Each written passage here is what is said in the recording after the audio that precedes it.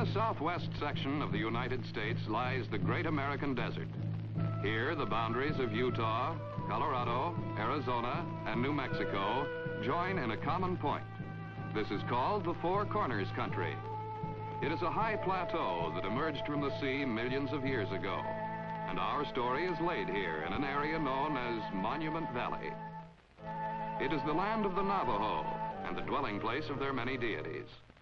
For among these majestic monoliths, the Navajo lives in a spirit world. In these weird forms, he sees his idols, gods, and demons.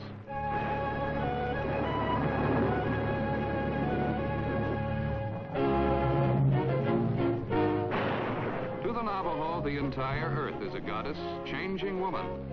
In winter, when she wears a mantle of snow and a veil of mist, she is old.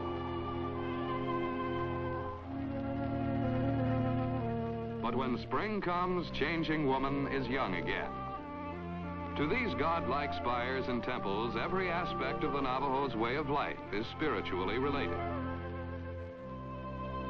Here, among their idols of sandstone, are the people of our story.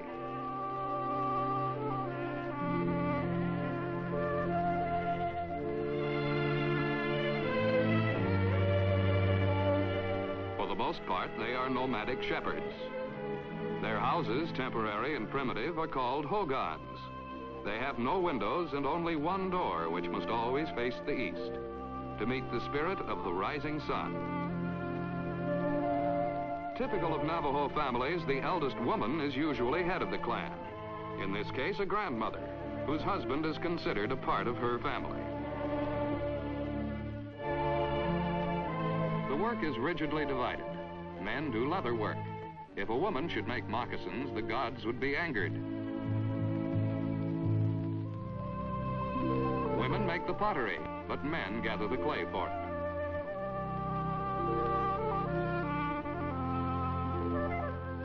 The Navajo's skill with silver and semi-precious stones is traditional, and the turquoise is most important to it, for in each stone is captured a bit of the blue sky wherein the sun god dwells. With her two married daughters to card and spin the wool, the grandmother weaves a blanket. But even this is steeped in legend.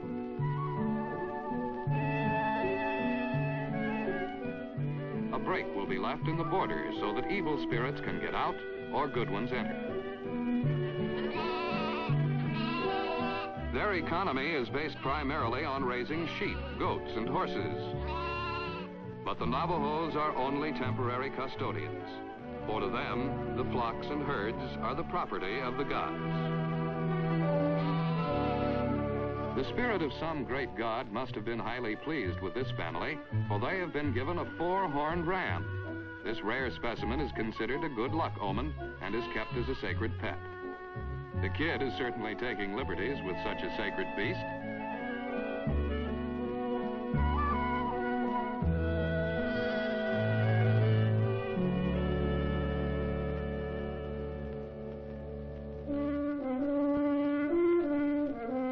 Eldest granddaughter has had full charge of the herd since she was 7. Even her play is a reflection of her duties. The little toy sheep and goats fashioned from clay are symbols of the real herd she'll own when she's head of the family.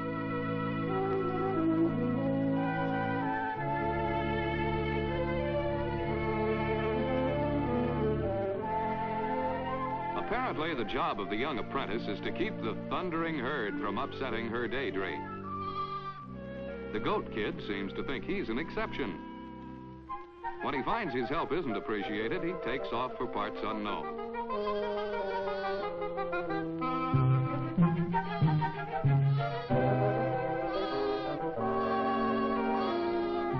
Distant bleating warns that the truant is wandering too far. Devotion to duty takes precedence over play. The prodigal must be found.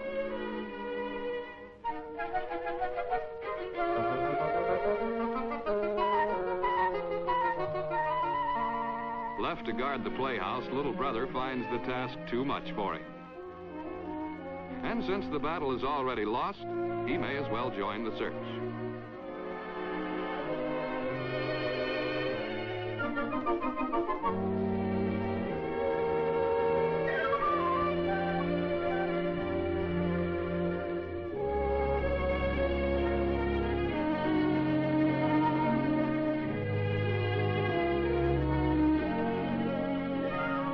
And so the kid has won a moral victory, and now willingly returns to the fold.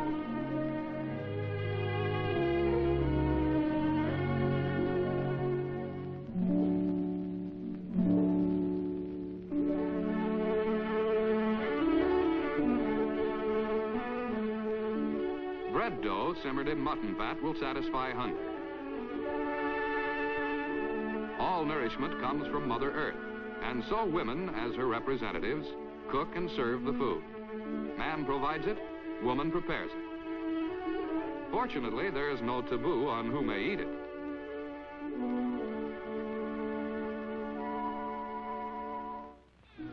Everyone has some part in family activities, and little brother's duties include lulling the baby to sleep. Navajo children take their responsibilities very seriously.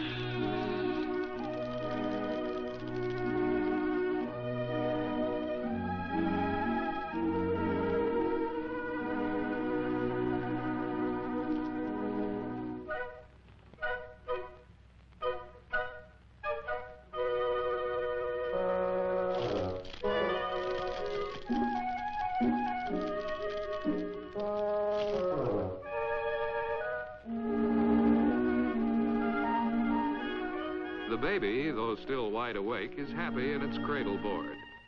And little brother has been caught in his own hypnotic spell.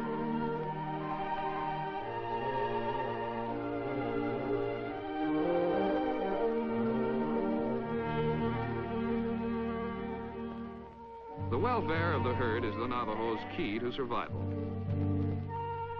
There's still some feed on the range, but it's useless without water.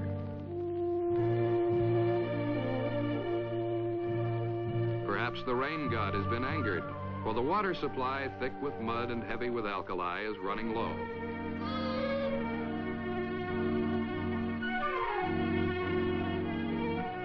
In some new location, the angered god may be more generous, so the herd must be moved.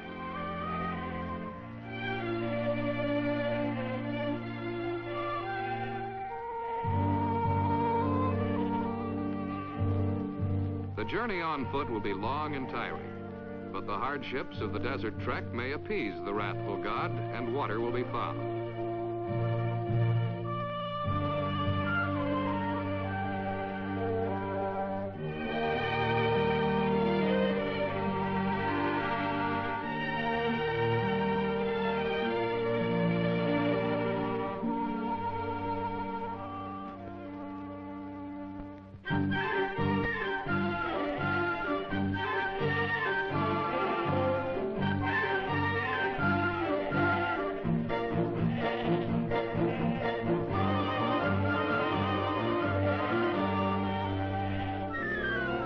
To their torment of sun and sand, there's the wind. The Navajos count many spirits of the wind and have names for all of them. Pink wind, striped, blue, smooth, yellow, shiny, white, and most troublesome of all, left-handed wind, blasting down out of the north to parch the throat of man and beast alike.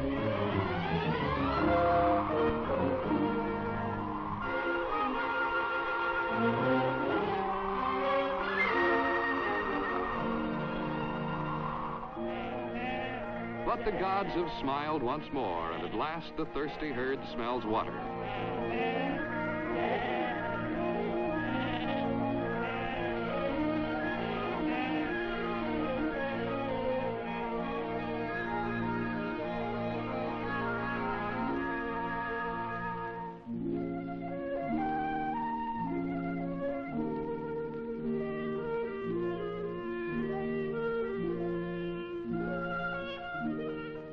Of course, not everyone is interested in water, but it suits most.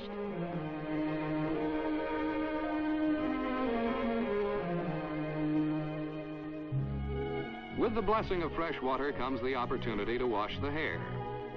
Yucca root will provide the suds, desert grasses the brush.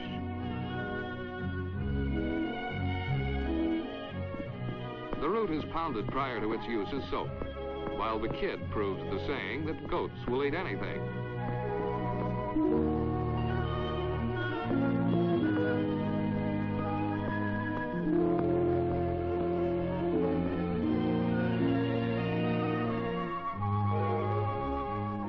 To the Navajo, cleanliness is a virtue, and their clean hair will be a token of thanks to the deities. Even the kid is included, although this wasn't his idea.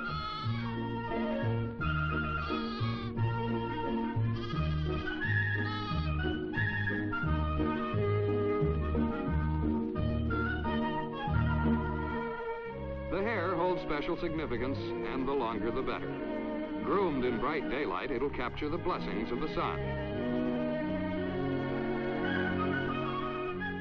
Everybody feels a lot better after a bath.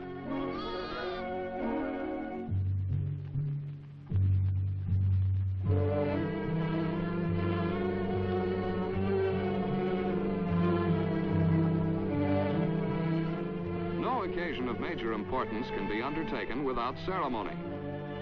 Medicine men from several clans have gathered for a sweat bath. It's a purification rite, which will prepare them for a further ritual designed to bring eldest granddaughter to the threshold of matrimony.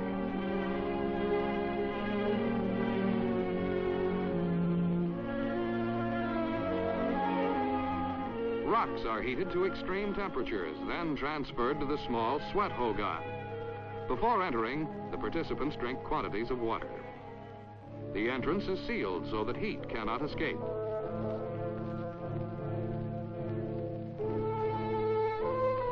Inside, a long sweat bath chant is sung.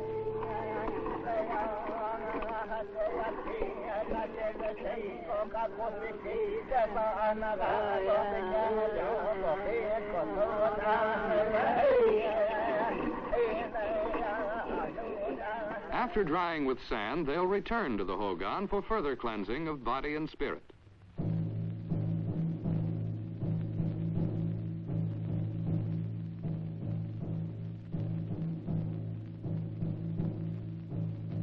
Now that the medicine men are purified, they are ready to come into the presence of the gods. But first, the gods must be summoned. This is accomplished with the Navajo's most powerful medicine, the sand painting.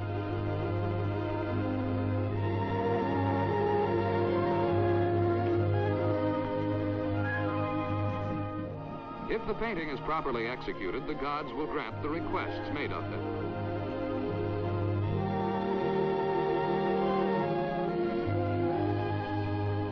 Although the purpose of this painting is to seek a blessing for eldest granddaughter, sand paintings are also made for curing ills or dispelling evil dreams and spirits, and a multitude of other reasons.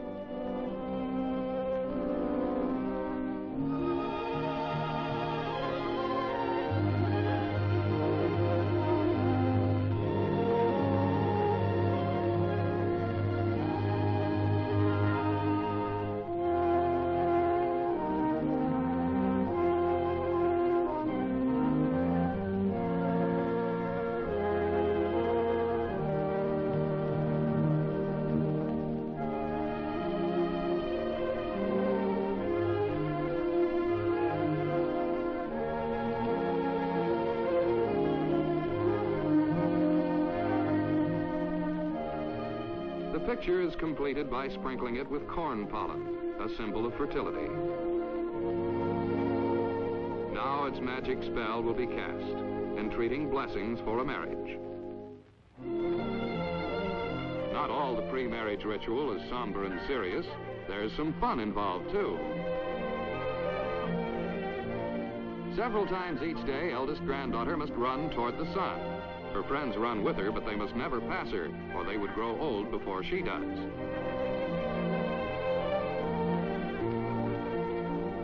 These rituals, which bring a Navajo girl from childhood to womanhood, usually last 4 days.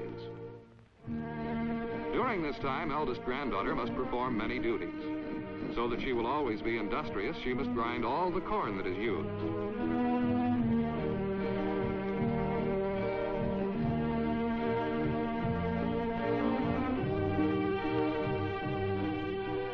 On the fourth day, a ceremonial cake is baked. After she has sprinkled it with corn pollen, the cake will be served to friends and relatives.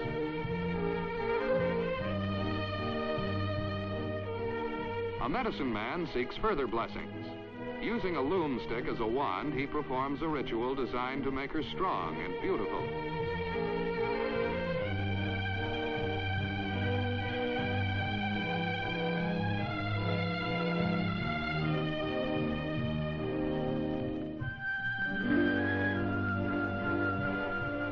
The children are brought to her, and she makes a gesture of supplication to the gods that they may grow tall and straight.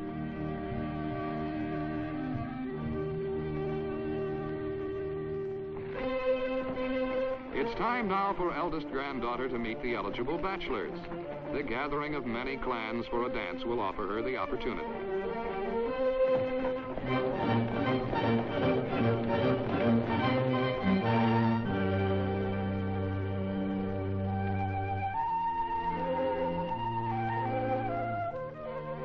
The girl must look her best to attend a dance that announces she's ready to marry, for there's bound to be competition.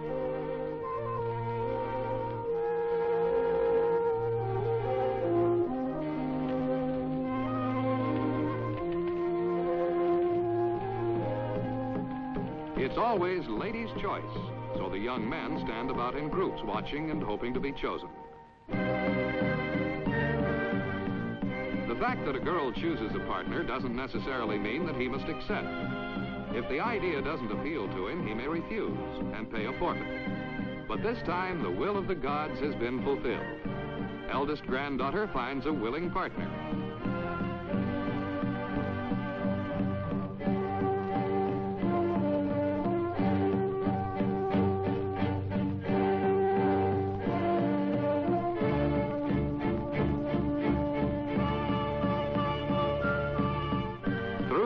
The dancers circle from east to south to west. And as they follow the course of the sun, they follow a way of life. With the dawn, symbol and ceremony are complete. But tradition continues, unchanged by time, undisturbed by progress. As among these spirit forms, the Navajo walks daily, seeking harmony with his land and his many gods.